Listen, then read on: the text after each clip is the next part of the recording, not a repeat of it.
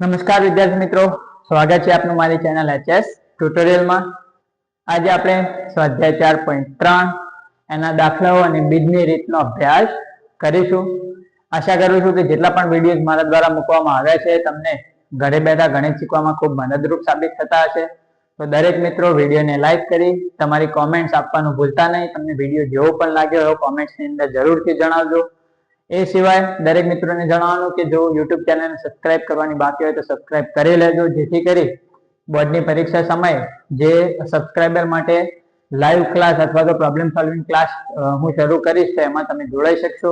અને દરેક વિડીયોના ડિસ્ક્રિપ્શનની અંદર મારા વોટ્સઅપ ચેનલની લિંક પણ આપેલી છે, તો એમાંથી એ લિંક ઉપર ક્લિક કરીને વોટ્સઅપ ચેનલમાં જોડાવાનું પણ ભૂલતા નહીં, જેથી કરી તમને અવારનવાર જે નવી અપડેટ્સ ત્યાં મળતી રહેતી હોય છે તમને અચૂકપણે મળતી રહે।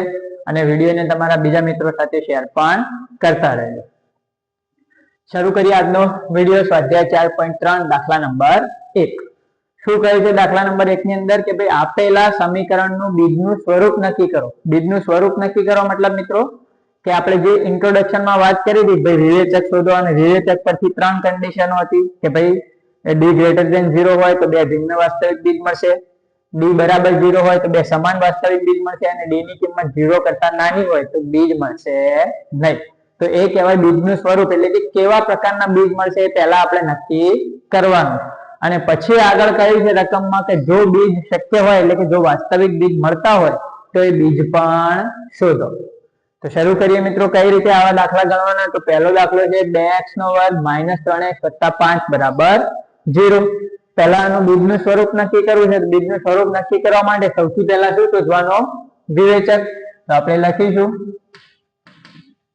વિવેચક d બરાબર b² - 4ac। ઇન્ટ્રોડક્શનમાં આની વિસ્તૃત સમજૂતી આપણે આપેલી છે। તો હવે કિંમત મૂકી, b ની કિંમત કેટલી? નિશાની સાથે લેવાની, તો મિત્રો -3। તો અહીંયા શું થયું? -3 નો વર્ગ બરાબર। દ્વિઘાત સમીકરણનું સામાન્ય સ્વરૂપ યાદ કરો। અહીંયા આવે ax² + bx + c બરાબર 0, એટલે કે x ના વર્ગનો જે સહગુણક હોય એને a કહેવાય, x નો જે સહગુણક હોય એને b કહેવાય, અને અચળ પદને c કહેવાય। ખ્યાલ આવી ગયો?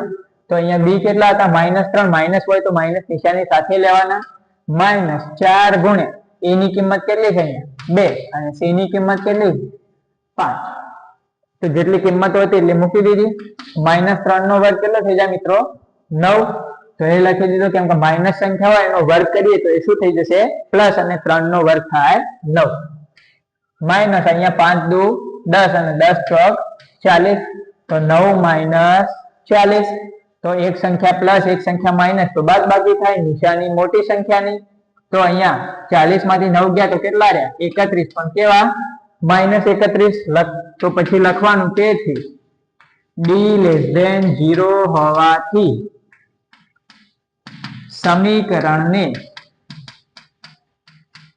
વાસ્તવિક બીજ મળે નહીં, બરાબર। કેમ કે d ની કિંમત ઋણ મળી, એટલે કે 0 કરતા નાની મળી। તો આપણે જે ઇન્ટ્રોડક્શન ની અંદર તમને કન્ડિશન લખાવી હતી કે ભાઈ d ની કિંમત જો ઋણ મળે એટલે કે 0 થી નાની મળે તો એ પ્રકારના સમીકરણમાં આપણને કોઈ વાસ્તવિક ઉકેલ મળશે નહીં। તો આપણે આ કન્ડિશન લખી દેવાની કે d < 0 હોવાથી સમીકરણને વાસ્તવિક બીજ મળશે નહીં। તો અહીં થઈ જાય તમારો આ દાખલો પૂરો।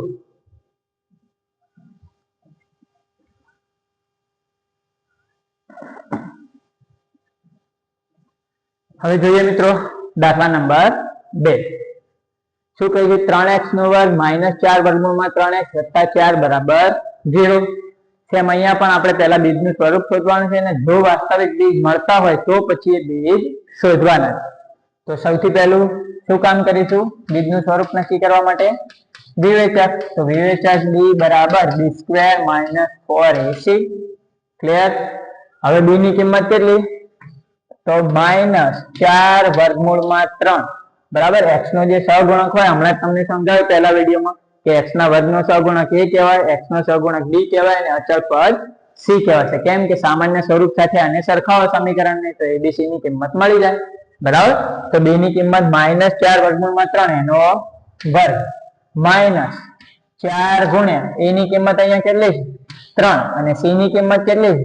4। તો બધી કિંમતો મૂકી દીધી। હવે સાદુરૂપ આપીએ સાદુરૂપ આપીએ તો માઇનસ નો વર્ગ થાય એટલે પ્લસ થઈ જશે.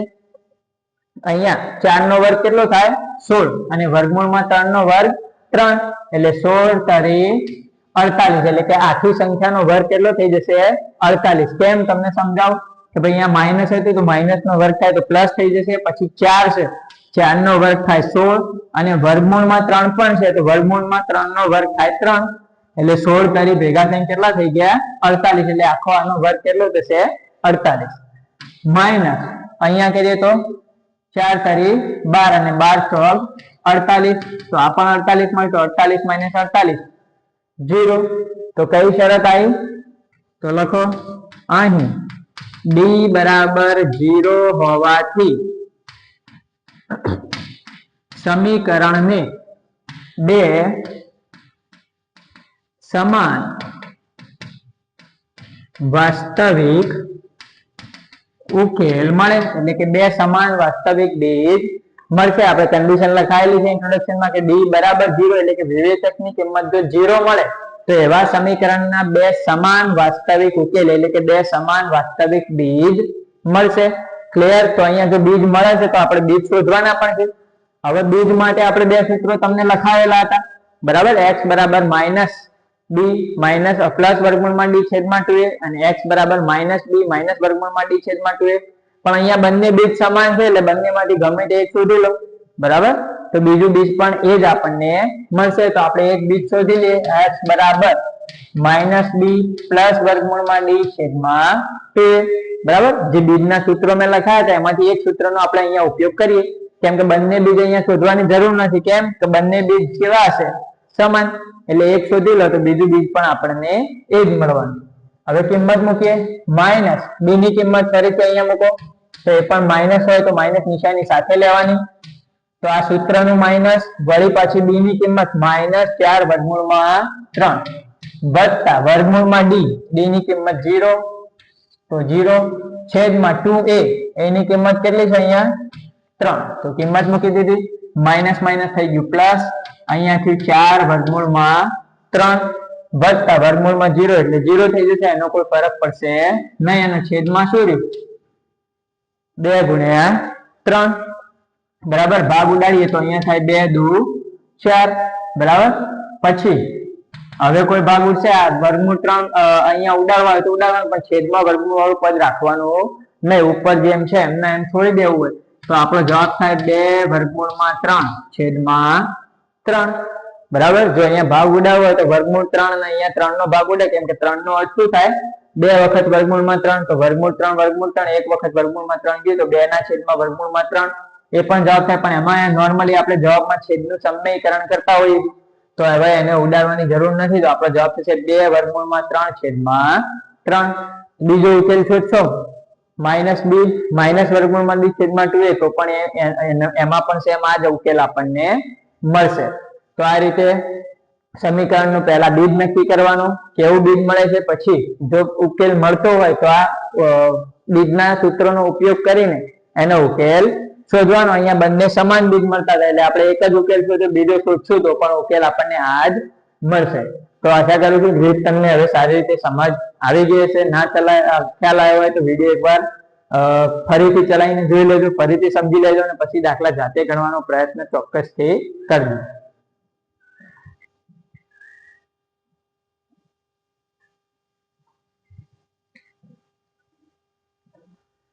હવે જોઈએ મિત્રો ત્રીજો દાખલો કઈ છે 2x નો વર્ગ માઇનસ 6x વત્તા 3 બરાબર 0.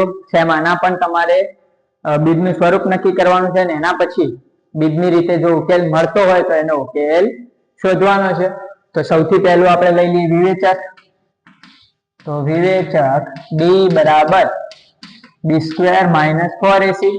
બી ની કિંમત કેટલી છે અહીંયા માઇનસ 6 તો માઇનસ 6 નો વર્ગ. હવે બી એ અને સી ની કિંમત મૂકતા તો હવે તમને સારી રીતે ફાવી ગઈ છે. તો માઇનસ 6 ગુણ્યા 4 ગુણ્યા એ ની કિંમત 2 ગુણ્યા સી ની કિંમત 3 સાદું વાપરીએ તો માઇનસ 6 નો વર્ગ થાય 36 માઇનસ અહીંયા 3 દુ 6 અને 6 ચોક 24 36 માંથી 24 ગયા તો કેટલા રહ્યા 12 બરાબર. તો વિવેચક ની કિંમત કેવી મળી 0 કરતા મોટી તો લખવાનું ડી ગ્રેટર ધેન 0 હોવાથી સમીકરણને બે ભિન્ન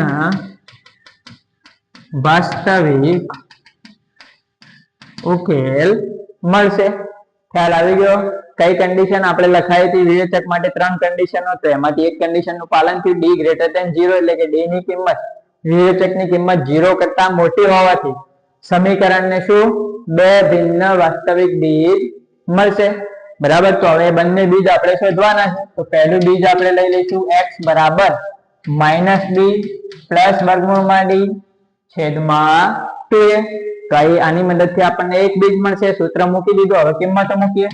સૂત્રનું માઇનસ, વળી પાછી b ની કિંમત -6 વત્તા વર્ગમૂળમાં d એટલે વિવેચકની કિંમત 12 છેદમાં 2a એટલે a ની કિંમત અહીંયા 2.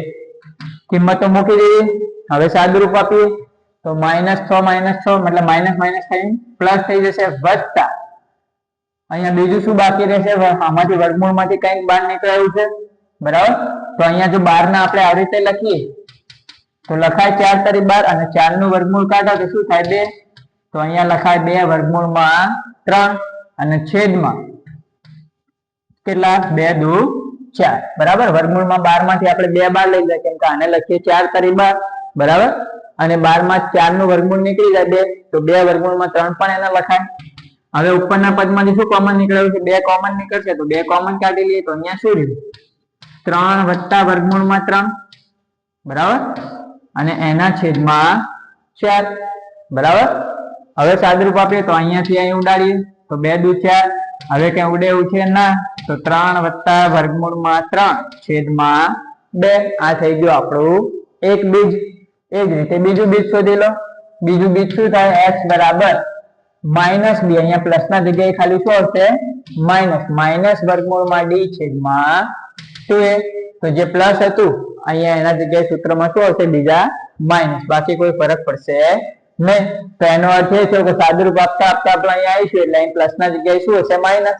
તો અહીંયા લખી દઈએ 6 માઇનસ 2 વર્ગમૂળમાં 3 છેદમાં 4.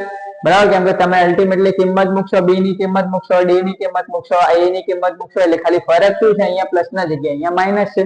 તો અહીંયા પણ સાદુરૂપ આપતા આપતા જ્યાં અહીંયા આવ્યા હતા ત્યાં પણ શું રહેશે? પ્લસ ના જગ્યાએ માઇનસ. સીધે સીધો જવાબ લખવો હોય તો પણ લખીએ કે જ્યાં પ્લસ છે ત્યાં માઇનસ રહેશે, પણ છતાંય થોડું સાદુરૂપ આપી લેવાનું એટલે ભૂલ પડે નહીં. 2 કોમન લઈ લઈએ તો અહીંયા શું રહેશે? 3 માઇનસ વર્ગમૂળમાં 3 છેદમાં 4. 2 દુ 4 ભાગ ચાલ્યો તો 3 માઇનસ વર્ગમૂળમાં 3 છેદમાં 2. તો આ થઈ ગયું આપણું એક બીજ. 3 વત્તા વર્ગમૂળમાં 3 છેદમાં 2. બીજું 3 માઇનસ વર્ગમૂળમાં 3 છેદમાં 2.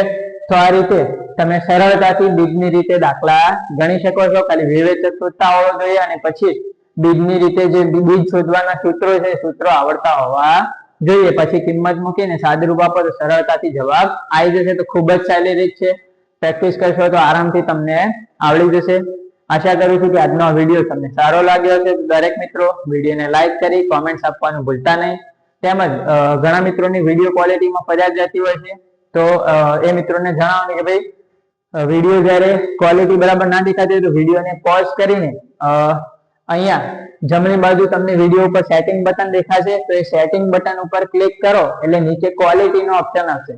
તો એ ક્વોલિટીની અંદર તમારે હાઈ પિક્ચર ક્વોલિટી એટલે કે હાયર પિક્ચર ક્વોલિટી સિલેક્ટ કરી લેવાની અને પછી વિડીયો ચલાવવાનો. તો વિડીયોમાં એકદમ ક્લિયર તમને માહિતી દેખાશે.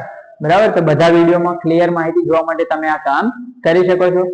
ફરી મળીશું એક નવા વિડીયોમાં નવા ટોપિક સાથે. ત્યાં સુધી જય હિન્દ, જય ભારત.